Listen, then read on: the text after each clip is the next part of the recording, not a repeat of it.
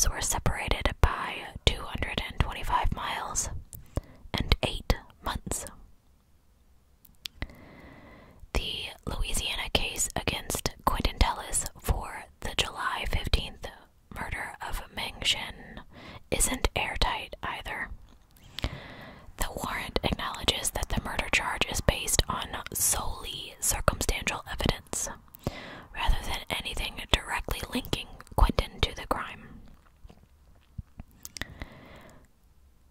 Mandy was a 34-year-old Taiwanese graduate student at the University of Louisiana.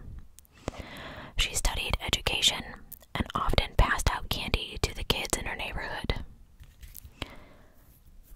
The police say that whoever killed her cut her and stabbed her more than 30 times, sometimes with shallow knife wounds just designed to inflict pain. This was all done inside of her apartment in order to force her to reveal the PIN code to her debit card. She was found 10 days later after a neighbor called about inactivity at her apartment. Thank goodness for nosy neighbors, huh?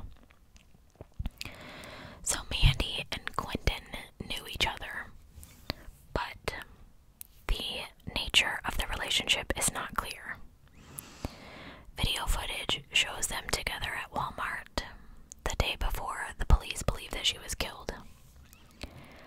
Quentin told the police that they picked up her prescription for a painkiller called Lortab, and that he purchased them from her afterwards. In the days leading up to Mandy's death, one of her neighbors told the police that she had seen him coming and going from her apartment at least 3 times. Again, bless them nosy neighbors, but nobody saved her, did they? The neighbor claimed to hear Mandy and Quentin arguing at one point and said that he creeped her out. Friends and family members describe Quentin much differently. They say that he was caring and dependable. Right. Dependably killing people. Sorry. The bulk of the evidence that links Quentin to Mandy's murder comes from phone calls and ATM transactions. The police believe that she was tortured and killed inside her apartment sometime between 5:22 and 8:16 p.m., July 29th of 2015. After she gave up her PIN number, the police believe that he called the bank to check the balance of her account.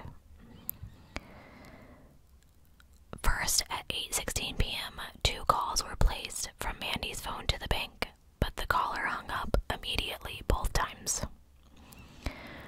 Within the next 2 minutes, 2 calls go out to the bank from his phone, and this time he enters her debit card number and her PIN. At the time of the calls were made, they indicate that or AT&T records indicate, just skip over some more there, Shannon, dummy, that his phone was within 60 meters of her apartment. The next day, Quentin asked his mother-in-law's neighbor to take a Blue Chase debit card with a Chinese name on it to an ATM and withdraw $2,000. The neighbor later told the police. The neighbor took the card to an ATM and checked the balance, but ultimately decided not to make the withdrawal. Someone in Vicksburg, Mississippi, managed to make a withdrawal of $400 the following day on August 1st. Phone records indicate that Quentin was in Vicksburg at the time. Then, more than 2 weeks later, back in Monroe, an ATM camera captured him making withdrawals on 3 consecutive days, starting August 17th. When questioned by the police, he tells the cops that he got the debit card from a drug dealer named Jay. He then changed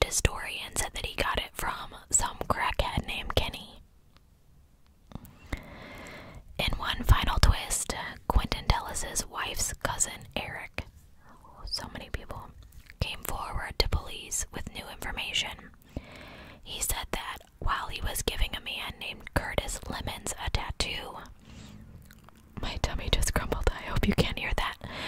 Lemons confessed to killing a Chinese girl by ULM. That stupid MFer Quentin got caught using her debit card.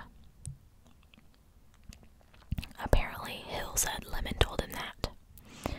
Hill identified Lemons in a lineup, but when cops presented him with a photo of Quentin, he had never seen the man. From the previous interviews that the investigators, they had talked to Hill, they said that, I just totally skipped a line. From previous interviews, the investigators learned that Hill was Quentin's cousin by marriage. And in fact, the two of them hung out regularly. The cops later confronted him, and he told them that he had implicated Lemons because he was mad at him.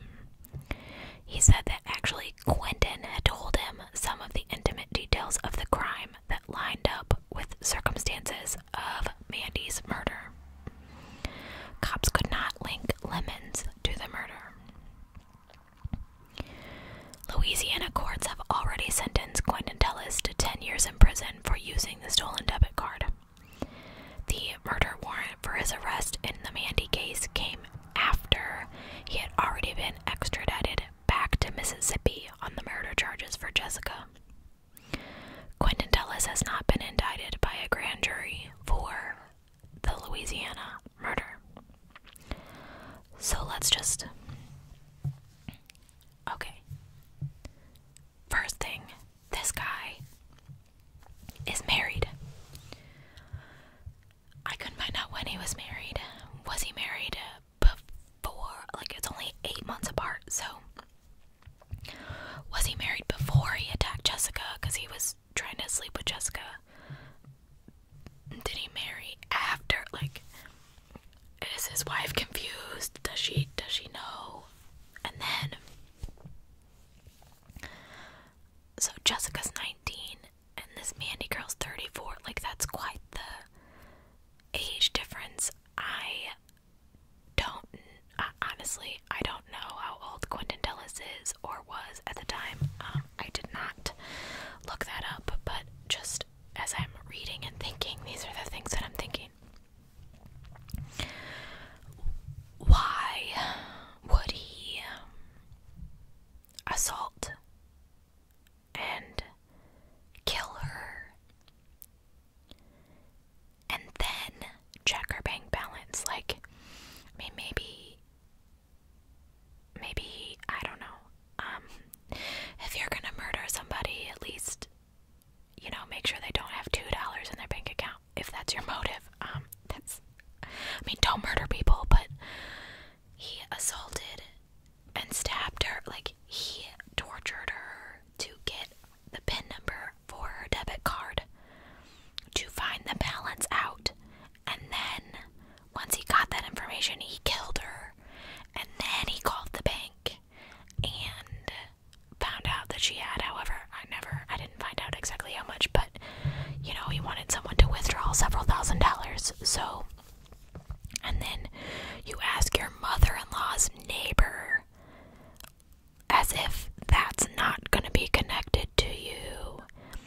Most ATMs have cameras now, so maybe don't ask a neighbor of a family member. Like, that's pretty obvious. I don't know. This guy is twisted. I feel so bad for this. Like, I can't even imagine being assaulted for the PIN numbers on my debit card. Okay.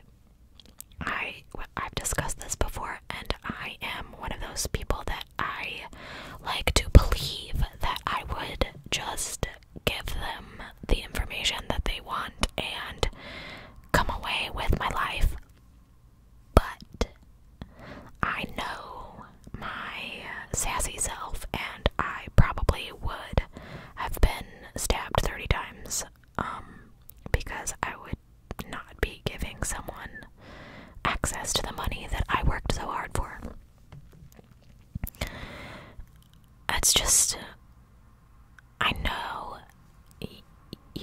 people are twisted, and sometimes there are just not explanations for why people do what they do, but essentially, why, what did he really gain from all of this? Like, you go back and you talk about Jessica for a minute. I feel like you're very far from me, and we gotta use the trusty book here to push you up, because I'm, like, leaning.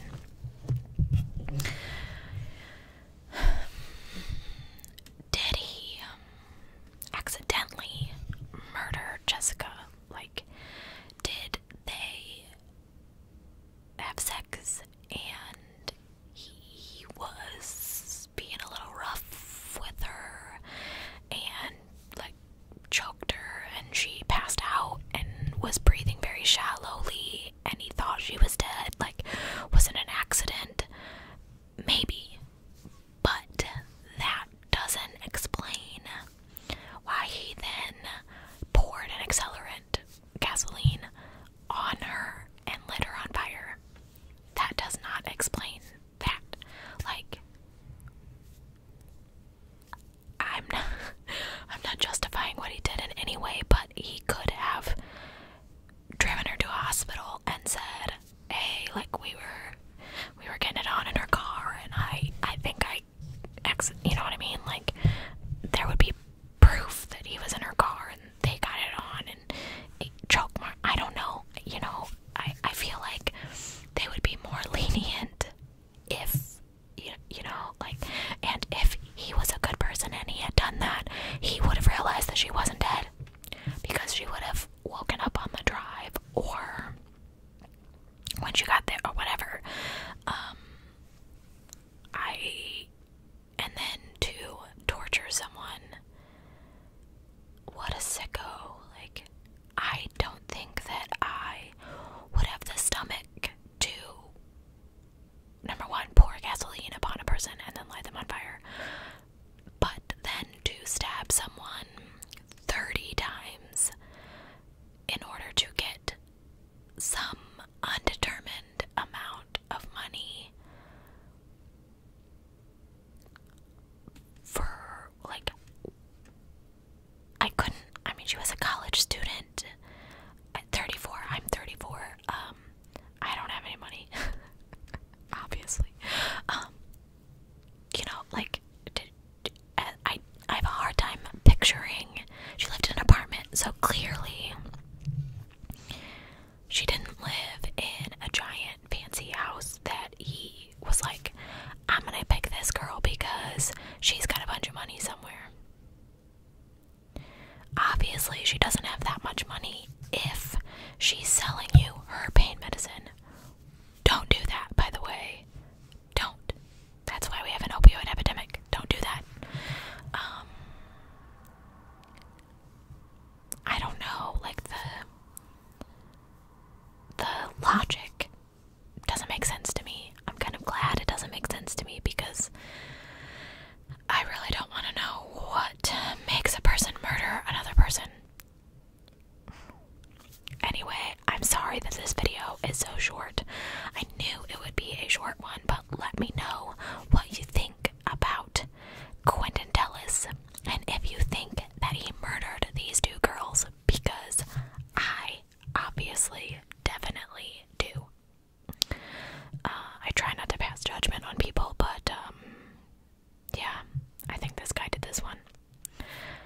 Let me know in the comments below if you had ever heard about the second half of this case. Like I said, I never had until I started researching it. I tend to do that when I listen to other artists do true crime videos. I want to know more, or I want to read it myself, so I always go and research, because I have to know everything, because I'm such a Ravenclaw. I also started if you follow me on Instagram, you know this, but I started my bullet